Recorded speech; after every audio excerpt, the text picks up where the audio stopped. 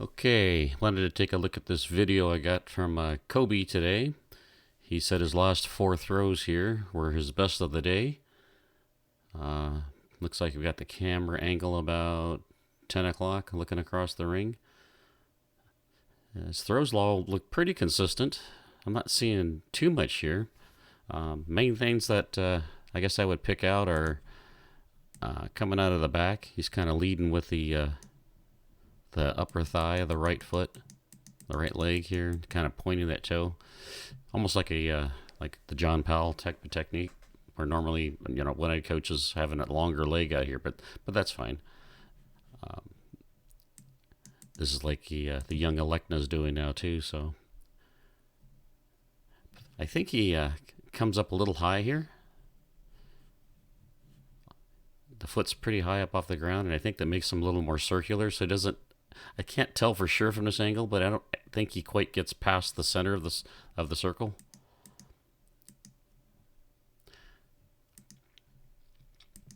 And I think that causes later on for him to shift his hips toward the front to try to get his left foot closer to the front.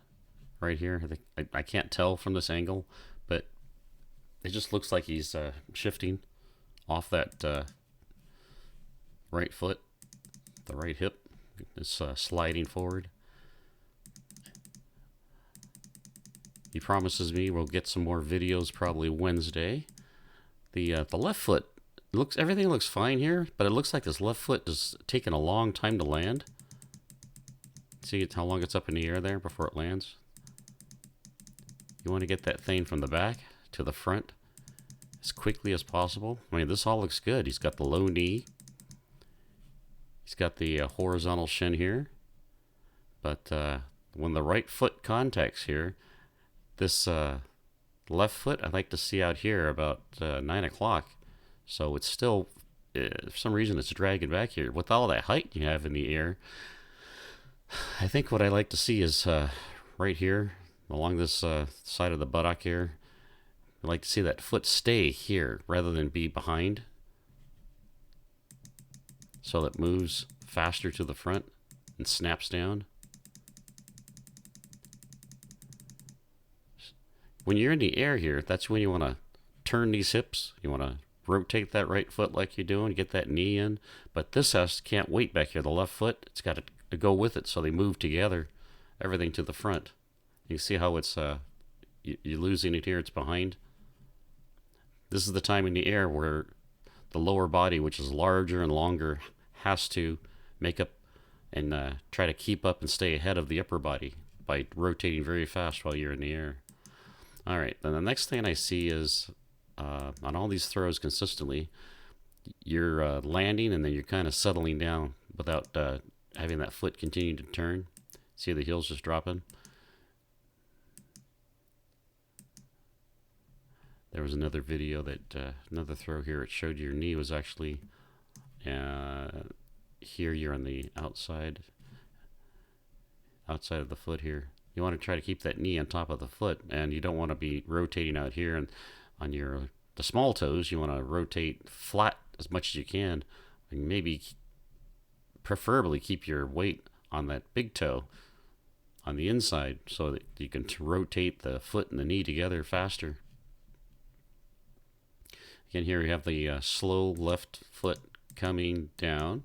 Okay, you've got some decent separation here. I see right about here. Your hips are facing 12 o'clock. What it looks like, it looks like your shoulders are facing 3 o'clock. This looks pretty good. Looks like the discus is not too bad. Maybe a little bit higher is where you want it to increase that orbit. Then right here, it almost looks like, because the foot does, this right foot's right in the center, and not a little bit past the center. This foot here is trying to reach the front, so I think you maybe shift off of here, like we talked about earlier. But you still seem to have the separation. Your hips are moving ahead, your shoulders are staying back. The discus is behind that right heel here. See, it's not, you can see the heel here, and you can see the discus is way back. Okay.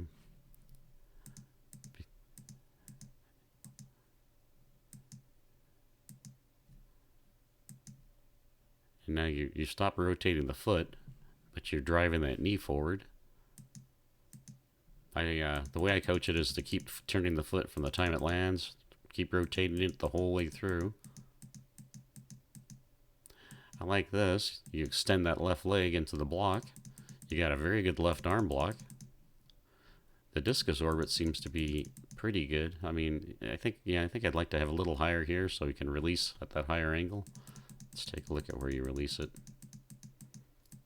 Oh yeah, it's a little bit low. Yeah, right here.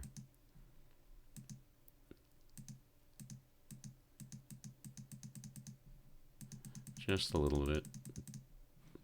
I like to compare the release angle here to where it is in the back previously. If it's low here, then it's going to be low at the front.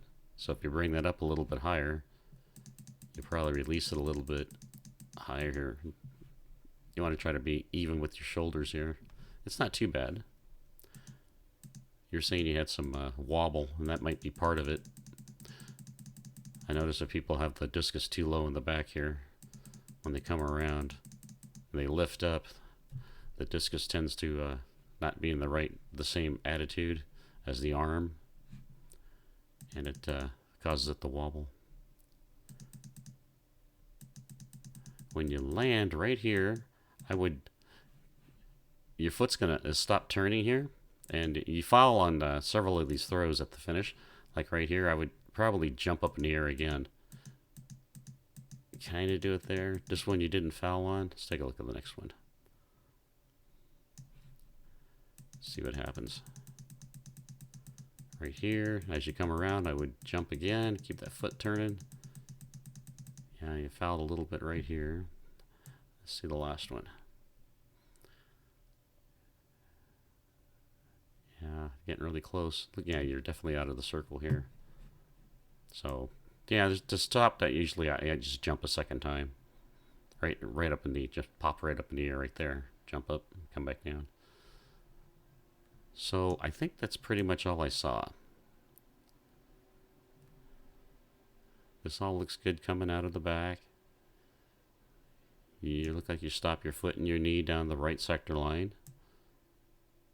Right here, I would probably keep that discus back a little more behind the shoulder. So you're starting to carry it forward. I wouldn't let this knee start rising too much. And that foot.